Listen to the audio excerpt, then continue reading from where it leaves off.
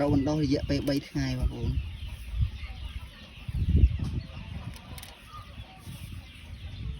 khởi nhật đo lỏ đôi đây bên đó chẳng này của ní bộ vitaminនិង protein ច្រើនមែនទេនៅក្នុងស្រូវបដោះអញ្ចឹងស្រូវបដោះបើសិនជាយើងបដោះវារបៀបនេះវាចំណេញត្រង់ថាវាបានបរិមាណច្រើនអញ្ចឹងណាឧទាហរណ៍ដូចជាបើយើងគិតថាស្រូវយើងមកក្តាប់ប៉ុណ្នេះស្រូវដែលវាមិនទាន់ដោះមកក្តាប់ប៉ុណ្នេះប៉ុន្តែដល់ពេលវាដោះពេញដូចឧទាហរណ៍ដូចម្ដុំនេះចឹងម្ដុំនេះបើសិនជាយើងមើលទៅលើក្របស្រូវវិញវាសឹងដូចអត់បានមកក្តាប់ផងប៉ុន្តែនៅពេលដែលវាដោះ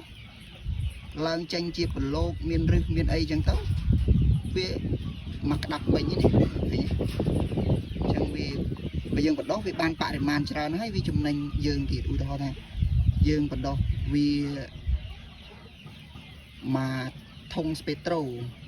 ចឹងស្រូវនឹងអាចលើសពីមួយធុងស្ពេត្រូចឹងចំនួនវាច្រើនចឹងឃើញអាប្រឡូកវាប្រឡូកមកខ្ចីទីទូចអាហ្នឹងមិនចូលចិត្តស៊ីណាជាឧទាហរណ៍ជាក់ស្ដែងมันកំពុងចាក់ស៊ីបដាចូលចិត្តមែនទេស្រូវបដោះ